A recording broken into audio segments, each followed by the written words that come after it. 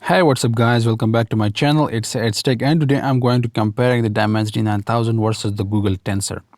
I'm going to give you its complete details, so make sure you watch till the end and let's get started.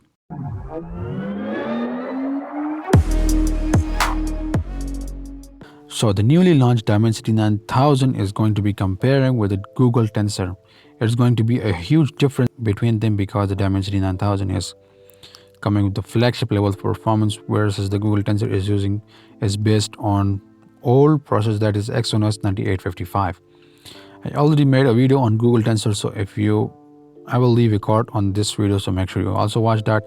And also I made a video on Dimensity 9000, so make sure you also watch that as well. Now let's just compare these both chipset. We will be talking about its review, differences, benchmarks, and Antutu 9 benchmarks, Geekbench 5, and specs. Now let's talk about the review. The CPU performance of Dimensity 9000 is clearly ahead because it scores 94% and the Google Tensor scores 76%.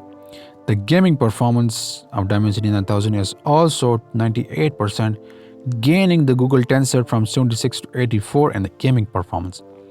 Now let's talk about the battery life. The battery life, the Dimensity 9000 and the Google Tensor. The Google Tensor is 1% ahead from the Dimensity 9000. Now let's talk about the key differences of these both chipset. There's no pros of the Google Tensor, but there is pros of Dimensity 9000.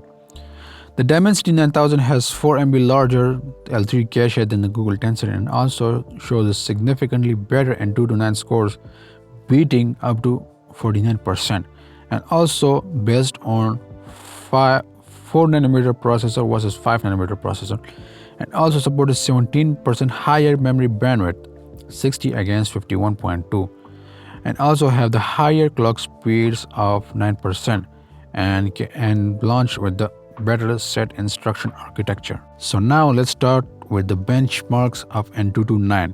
As you guys can see on the screen right now, this Antutu benchmark measured the CPU, GPU, RAM, and input-output performance in different scenarios.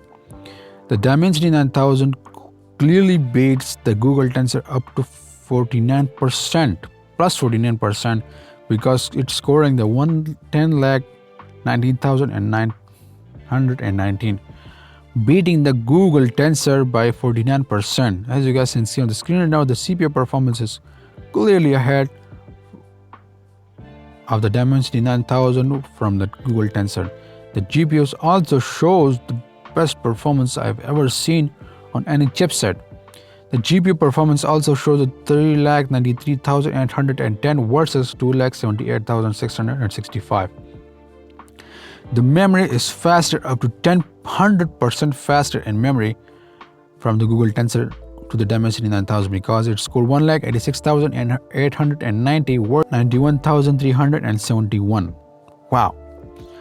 The total scores beats the Google Tensor in the Antutu 9 benchmark. Now let's talk about the Geekbench 5.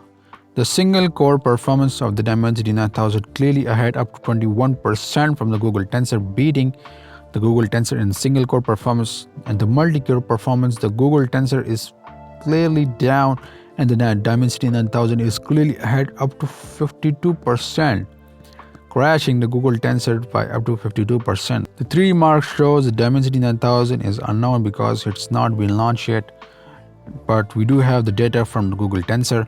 The stability test shows 54% and the graphics test shows 37%. The total score of the 3D mark wildlife performance 6,186.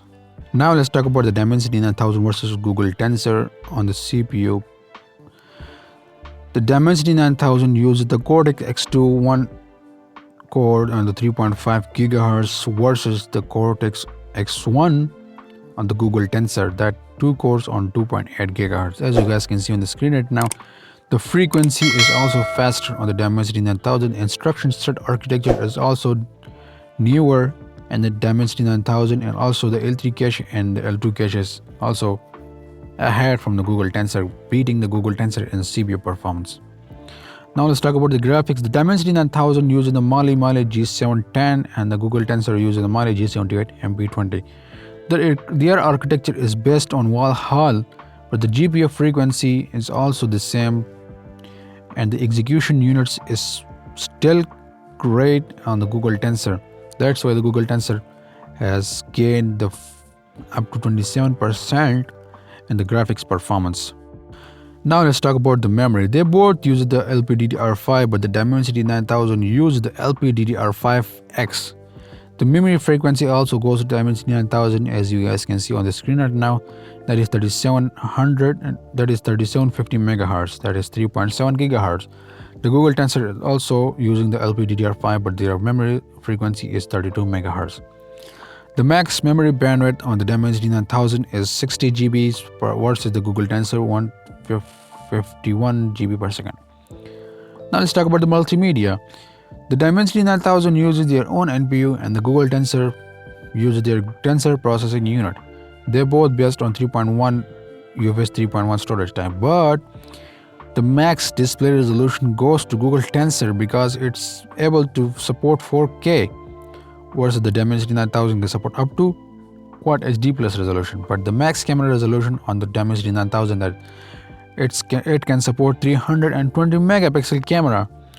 Wow, that is awesome. But the Google Tensor is only kept on 12 megapixel. The video captures also show that the Dimensity 9000 can support 8K, but the Google Tensor also support 8K up to 30 FPS. Wow, that is amazing. And the video playback also 8K at 60 FPS on Dimensity 9000 versus the 8K up to 30 FPS on the Google Tensor. The video codecs and audio codecs are pretty much the same on both devices. Now let's talk about the connectivity. They both support 5G, but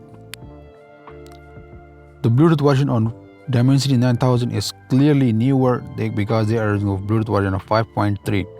And they both support the LTE Cat 24, as you guys can see on the screen right now.